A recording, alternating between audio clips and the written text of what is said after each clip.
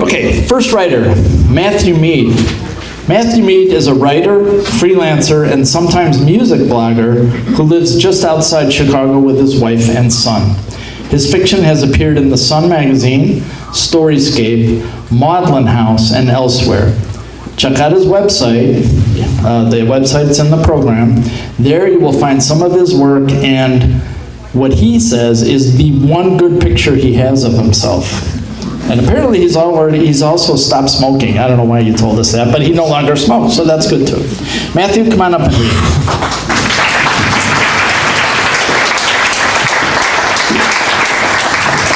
Thank you. That's a warning. I no longer smoke. You're all warned. I've been on edge for 10 years. Hope it's starting to. Thank you for that introduction. Thanks. It's so nice to be here.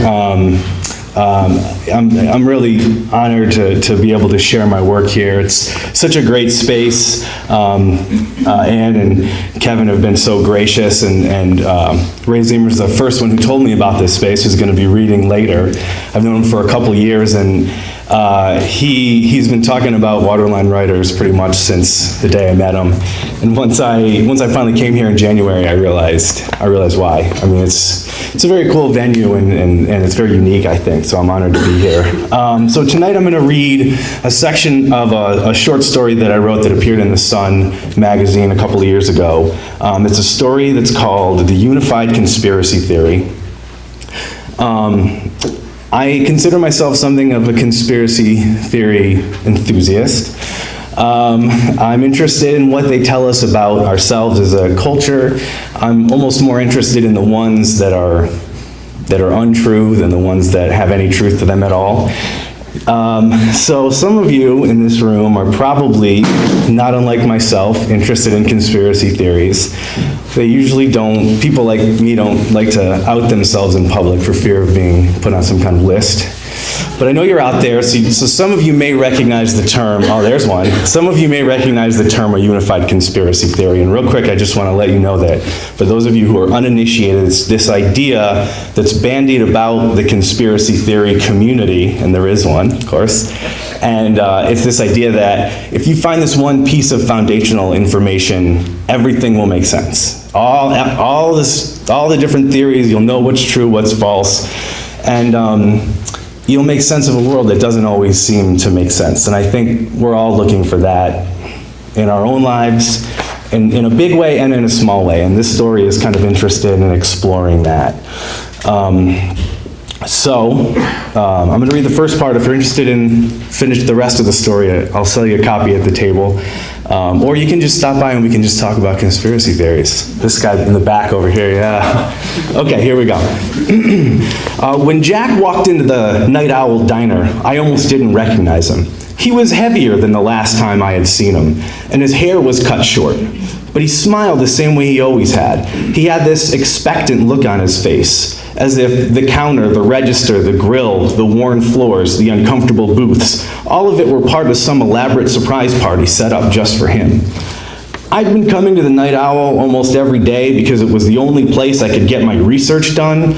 It was nice of my sister to put me up in her apartment and everything, but living with her was making it difficult to continue looking for the pattern because her television didn't work. I tried the electronics store, but they'd gotten wise to me real quick. The only place that had free cable TV was that diner, where pretty much no one ever came. So even though it had filthy bathrooms and the coffee was so weak it made me sleepy, I would walk down there and spend all day spotting hidden configurations in the programming. Illuminati symbols in commercials, coded language in news stories, secret instructions on talk shows. I also flipped through stacks of magazines and newspapers that I had pilfered from waiting rooms and front porches. Evidence of the pattern was everywhere. But I was looking for the big one, the smoking gun, the clue that would link it all together. I felt like I was close. The sound was usually off on the TV, but that actually made it easier to see the symbols buried in the corporate logos and the hand signals they forced the actors to make. When I found something on television that lined up with what I was reading, I would make a note on the page, tear it out, and put it in a pile to be filed when I got back to my sister's place. I always sat in the same booth to the right of the TV. The booth was stiff and it bothered my back, but pretty much everything bothered my back. The energy from high tension wires, the chemicals the government streaked across the sky, Democrats. The same waitress and short order cook would always be there, grinning like they had some special secret knowledge that I didn't. They would look at me and then whisper to each other in a language I was pretty sure was Spanish. I wondered how dumb they would feel if they found out I spoke Spanish and knew every word they were saying. I mean, I don't speak Spanish, but wouldn't it have been great to see the looks on their faces if I whipped out a little que hora es?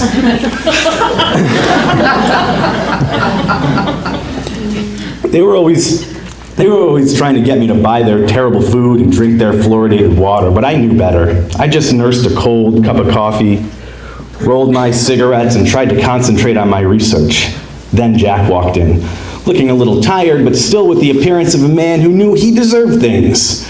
I wasn't sure why he'd shown up. Had he traced me here because of all the stuff that had gone down with Esther Shelton all those years ago?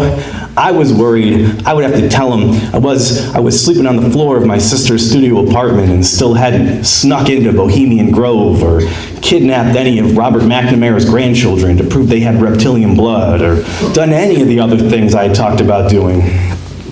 Jack smiled at the plump, acne waitress and told her he wanted a booth like it was his inheritance. Then, pretending he'd only just seen me, he came right over. I stood up. I thought he might hit me, but he just grabbed my hand and shook it without shaking it. We stood there, gripping each other's hands and squinting. I tried to squeeze harder than him. I felt like he had me in some kind of trance. "Plato," he said before he released his grip. "What are you doing here?" "Nobody calls me Plato anymore," I said. "I haven't seen you in forever, brother." Jack always called people brother for some reason. It made me suspicious. "The last time I saw you, we were on Eastern Standard Time. You lived in that place above the laundromat by the lake." "Yeah," I confirmed, thinking about that apartment in Sherwood, New York. "Do you still talk to Chaz and Lou?" he wanted to know. "Not for a long time," I told him. "How long ago was that, like 5 years?" "More like 8. 8 goddamn years!" He leaned back as if the information might tip him over. Jesus Christ. "Have a seat," I told him. He sat down across from me with his back to an empty frame that used to hold a mirror. Someone had removed the glass, leaving nothing but an ornate rectangle hanging on the wall. Because the glass was missing, I could only guess whether Jack's hair was starting to thin on top. I handed him the cigarette I had just rolled. "Can we smoke in here?" he asked, looking toward the no smoking sign near the entrance. "You aren't supposed to," I told him, but they let me. I lit his cigarette and the waitress approached our table.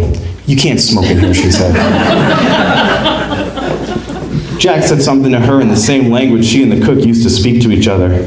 "I guess it's fine," she replied with a shrug and walked away. I rolled myself another cigarette and lit it. I was near the end of the pouch of Bugler, so the tobacco was stale. Yellow flecks stuck to my lips and the side of my mouth and left a bitter taste on my tongue. I spit them onto the table while Jack hacked his way through the cigarette.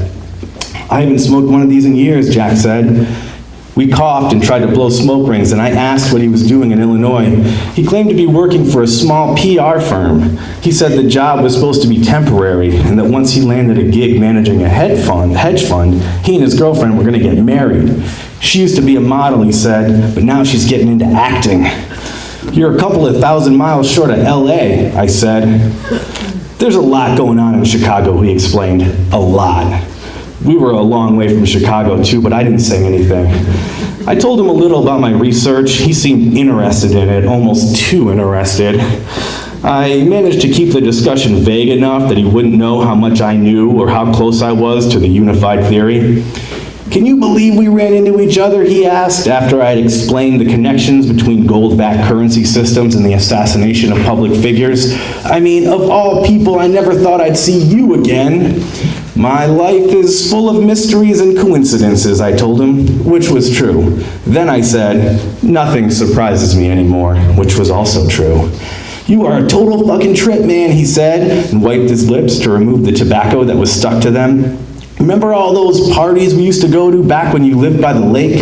Did we go to parties together, I asked. He didn't respond. It was like he hadn't heard me. He just started telling stories about the old days. Oh God, remember how Chaz always got that insane weed? It was pretty good weed, I admitted. And the girl who was always around, he said, the mousy one? Melanie? No, that wasn't it. The one with the stupid round face. Kim, I asked, not sure who else it could be. The one with the short hair, the boy cut.